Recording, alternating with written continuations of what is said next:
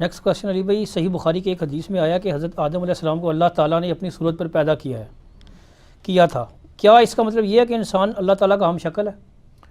یہ مشکلات والی احادیث میں سے ایک حدیث ہے، یہ بخاری مسلم دونوں میں حدیث موجود ہے کہ خلق اللہ آدم علی صورتی، اللہ تعالیٰ نے آدم علیہ السلام کو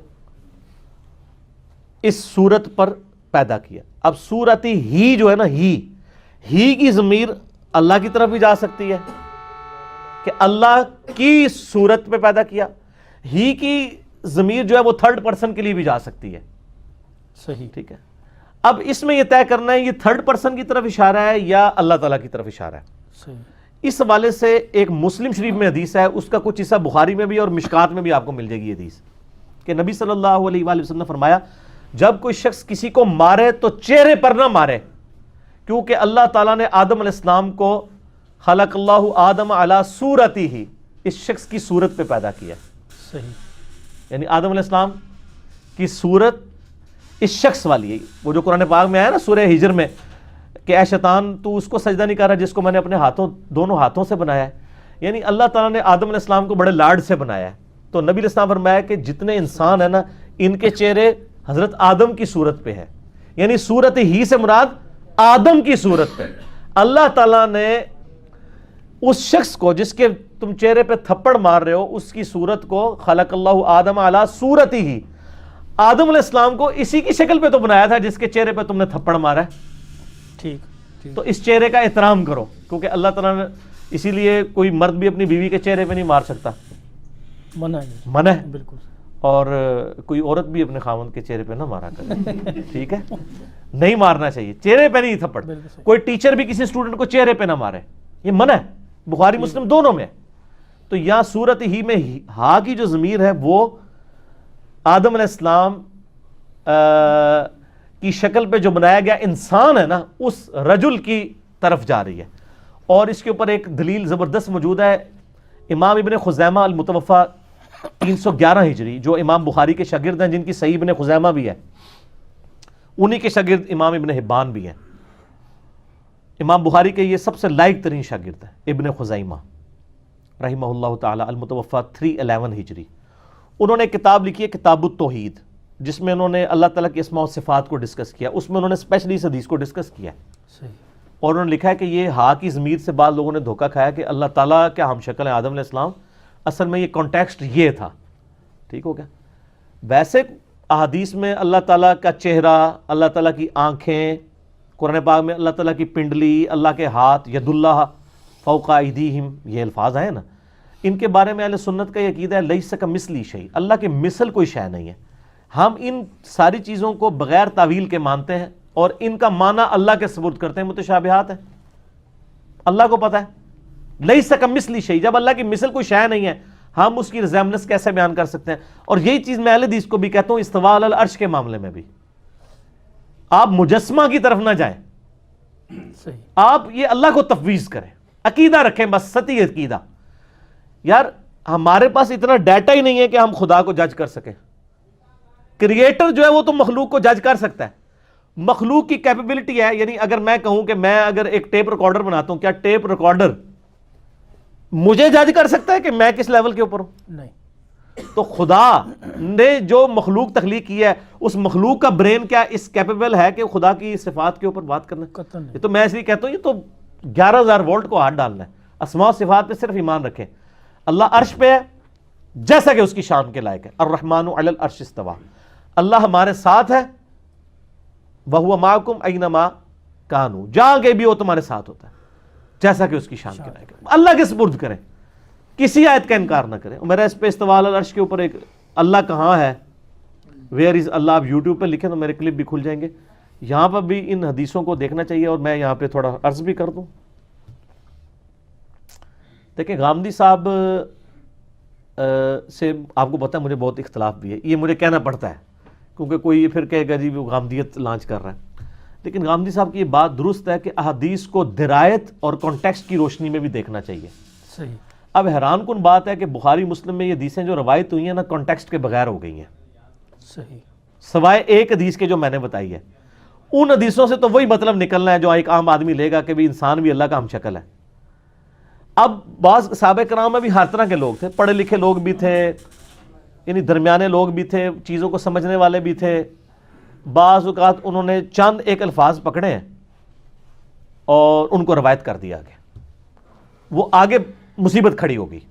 میں آپ کو بخاری مسلم سے ایک مثال دوں, ضمناً میرے ذہن میں آیا. بخاری مسلم میں ایک حدیث ہے, حضرت عمر سے زیادہ کوئی انٹیلیجنٹ بندہ تھا, لیکن دیکھیں ان کو بھی کہاں پہ غلطی لگی ہے. حضرت عمر فاروق رضی اللہ تعالیٰ عنہ کو جب زخم لگا نا تو بیمار ہو گئے, یعنی بالکل اب قریب المرگ تھے. مشکات میں بھی آتا ہے, یہ حدیث آتی ہے. تو لوگ ان کے پاس رو رہے تھے کہ اب تو یہ نہیں بچیں گے. حضرت عمر نے کہا کہ تم رو مت, کیونکہ نبی علیہ السلام سے میں نے سنا ہے کہ میت کو اس پہ رونے والوں کی وجہ سے عذاب دیا جاتا ہے. صحیح.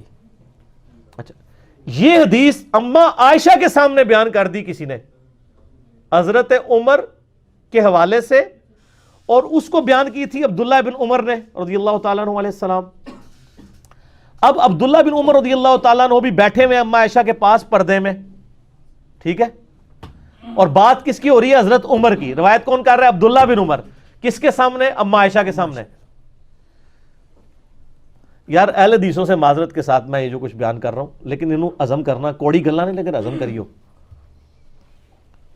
اب اما عائشہ نے فرمایا خدا عمر ابن خطاب پہ رحم کرے, اس کو سمجھنے میں غلطی لگی ہے. کون کہہ رہا ہے؟ اما عائشہ. حضرت عمر اپنی وفات تک ایک حدیث کو غلط سمجھتے رہے, صرف ظاہری الفاظ کی وجہ سے. اما عائشہ نے کہا قرآن میں تو سورہ الزمر کے اندر آیت ہے وَلَا تَزِرُ وَازِرَةٌ وِزْرَ أُخْرَى, کوئی جان دوسری جان کا بوجھ نہیں اٹھا سکتی. تو عمر نے یہ کیسے سمجھ لیا کہ نبی علیہ السلام یہ فرما رہے ہیں کہ میت کے اوپر جو لوگ رو رہے ہوتے ہیں اس کی وجہ سے اس میت کو عذاب دیا جاتا ہے, اس کا کیا قصور ہے؟ سر لاجیکل ہے بات کہ نہیں؟ یہ لاجک حضرت عمر کو نہیں سمجھ آئی, عبداللہ بن عمر کو نہیں سمجھ آئی, دونوں فقیہ صاحب ہیں. اور اما عائشہ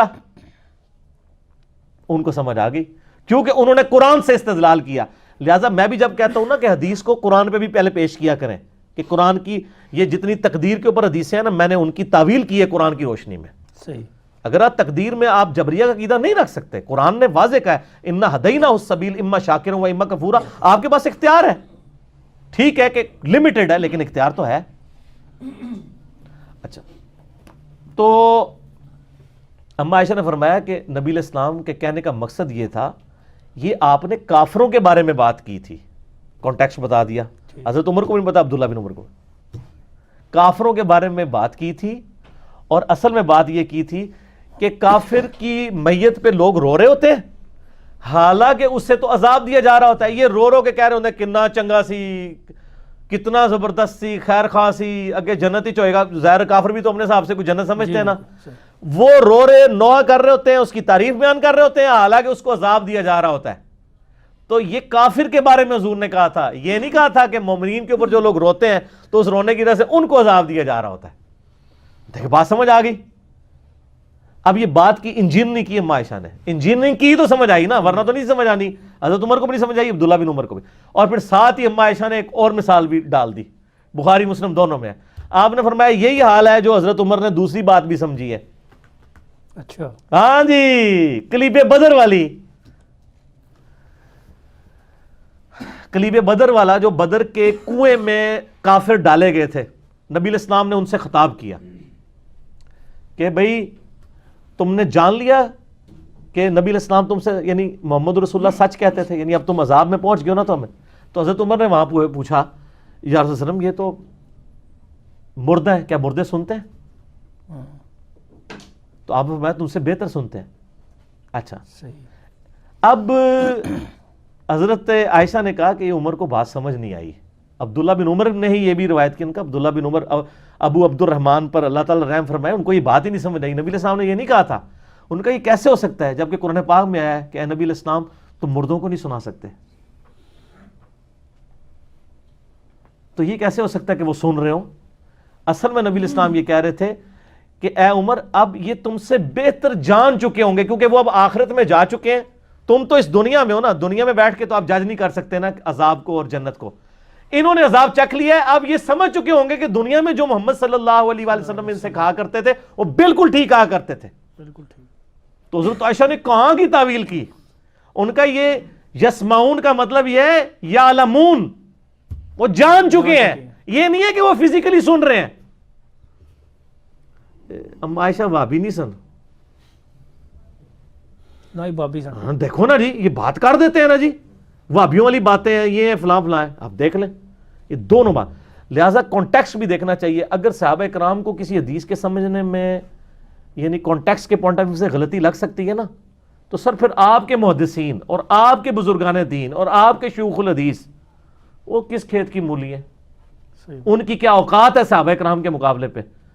اور پھر آپ کو وہ حدیث بھی یاد ہوگی بخاری مسلم کی جو میں نے معراج والے لیکچر میں بتائی تھی، مسروق تابعی جو اما عائشہ کو ملنے جاتا ہے تو وہ مسروق کہتے ہیں میں تو ٹیک لگا کے بیٹھا ہوا ہوں، پردے میں اما عائشہ کے شاگرد تھے نا، بڑے لاڈلے شاگرد تھے. تو کہا مسروق بیٹا میں تجھے بتاؤں، جو بھی 3 باتوں میں سے کسی ایک کا بھی قائل ہونا وہ اللہ اور اس کے رسول پہ جھوٹ باندھ رہا ہے.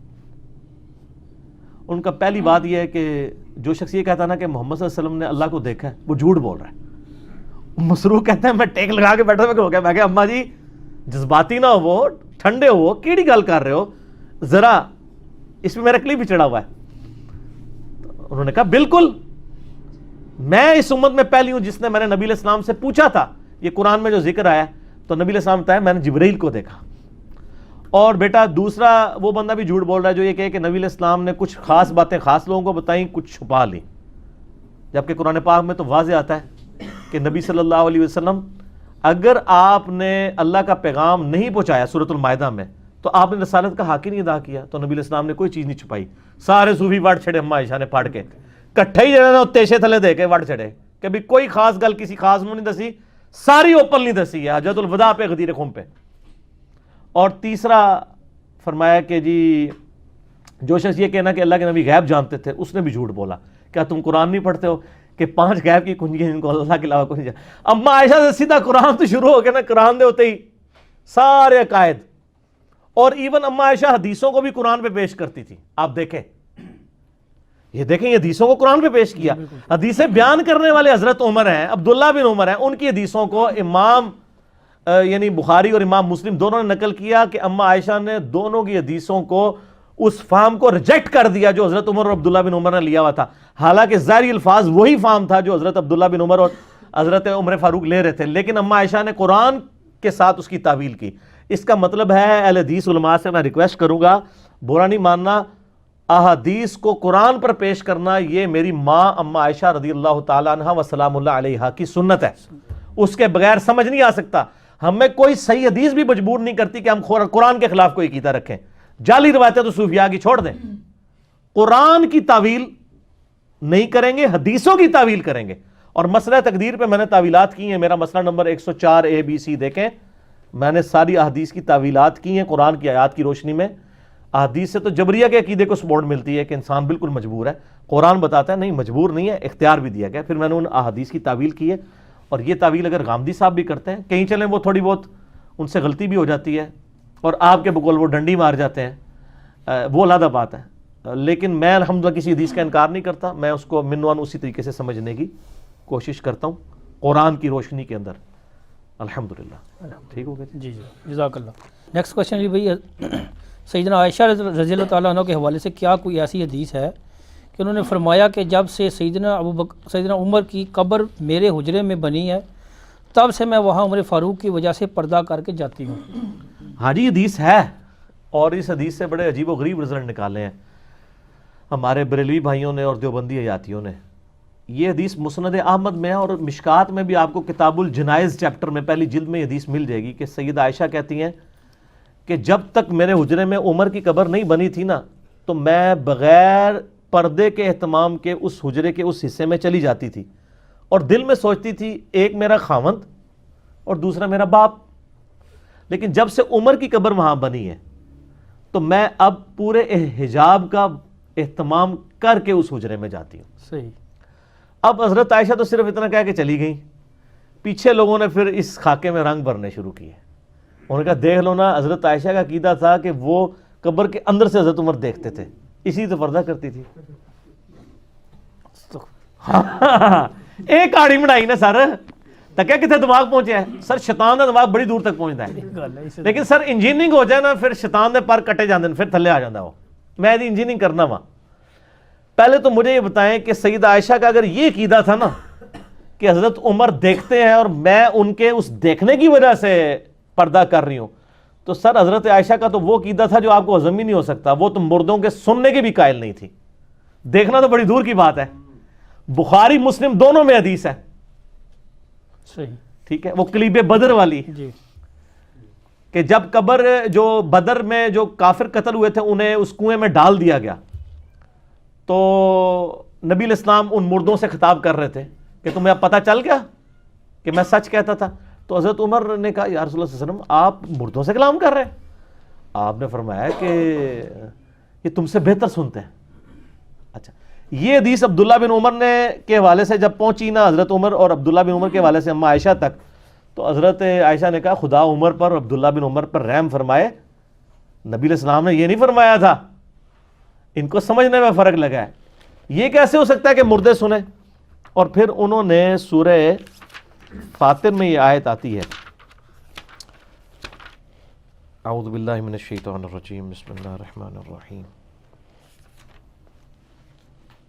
ہاں یہ آیت اما عائشہ نے قرآن سے استدلال کیا ان اللہ یسمع من یشاء بے شک اللہ تعالیٰ جسے چاہتا ہے سناتا ہے وما انت بمسمع من فی القبور اے نبی تم نہیں اسے سنا سکتے جو قبر میں چلا گیا تو اما عائشہ نے کہا قرآن تو کہہ رہے مردے سن نہیں سکتے تو حضرت عمر یہ جو کہہ رہے ہیں کہ وہ بہتر سنتے ہیں اصل میں نبی علیہ السلام یہ کہہ رہے تھے کہ وہ بہتر جان چکے ہیں تم سے یعنی اب ان کو آخرت میں عذاب ہو رہا ہے تو ان کو پتہ چل گیا ہوگا کہ دنیا میں جو کچھ ہم سے وعدہ کیا گیا تھا عذاب کا نبی کے انکار کرنے پر تو وہ سننا انہوں نے سننے کی بھی تعویل کر دی کہ جان چکے ہیں انہوں نے کہا یسمعون کا مطلب ہے یعلمون تو جو اما عائشہ مردوں کے سننے کی قائل نہ ہو اور حضرت عمر کی بیان کردہ حدیث میں حضرت عمر کی غلطی نکالیں اور قرآن کی آیت سے ان کی تعویل کریں وہ اما عائشہ یہ کہتی ہوں گی کہ مردے جو ہیں وہ دیکھ بھی لیتے ہیں وہ تو سننے کی بھی قائل نہیں لیکن یہاں پہ یاد رکھیے گا جہاں پہ سننا ثابت ہے وہ ہم مانتے ہیں بخاری مسلم میں حدیث ہے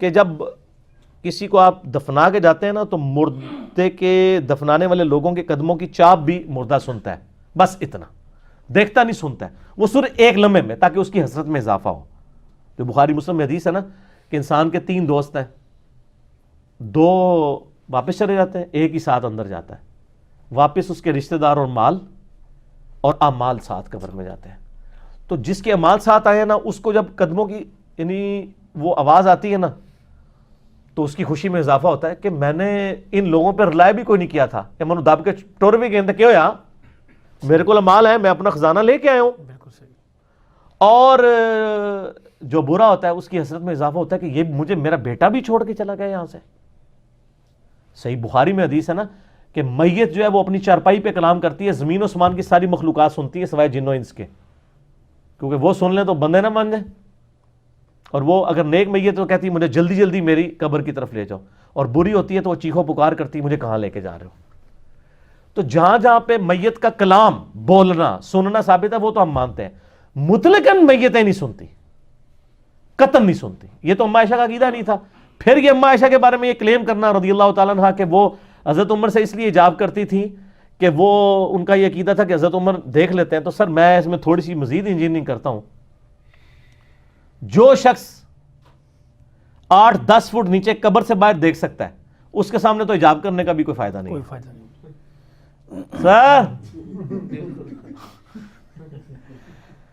سر جو دیوار کے پار دیکھ لے اس کے سامنے آپ کپڑے بھی پہن کے آ جائیں کوئی بالکل صحیح تو وہ اتنے ملی میٹر کپڑے کو نہیں کراس کر سکتا جو اتنی موٹی دیوار کراس کر رہا ہے اے انجینئرنگ ہے سر اے مولویوں نو نہیں آندی انجینئرنگ ہے ٹھیک ہے نا وہ بات کریں یہ کہانی ہے وہ کرایا کریں جو لوگوں کو سمجھ آئے اے بھی فضول باتیں آپ کرتے ہیں یہ کسی کا بھی عقیدہ نہیں تھا اس طریقے سے مطلقاً سننے والا یہ یعنی صحابہ کرام کے بعد یہ اس طرح کے عقیدے آئے ہم اس عقیدے کو شرک نہیں کہتے ہم یہ کہتے ہیں یہ خلاف سنت عقیدہ ہے اہل سنت میں کچھ ائمہ کا بھی عقیدہ رہا ہے خود امام ابن تیمیہ بھی اسی عقیدے کے قائل ہیں اور یہی چیزیں جب میں نے ابن تیمیہ کی نکال کے اہل حدیثوں کے سامنے رکھی ہیں تو اہل حدیث بجائے امام ابن تیمیہ کو طلاق دیتے ہیں میرے خلاف ہو گئے ٹھیک ہے نا جی بھئی کسی دی زنانی پیڑی نکل آئے تو اپنی زنانی نو روئے، جو بندہ دس رہا ہے کہ تیری زنانی یہ کر دی ہے اس پہ تو نہیں غصہ کھانا چاہیے اگر وہ سچ بتا رہا ہے. تو انہوں نے بھی میرے ساتھ مخالفت شروع کر دی. بہرحال ہم نے تو چونکہ سچائی بیان کرنی ہے تاکہ چاہے کسی کو بھی بری لگے. کیوں؟ کیونکہ نام ہے وہابی، نام ہے بابی، میں ہوں مسلم علمی کتاب. علمی کتاب ہے. جزاکم اللہ خیر.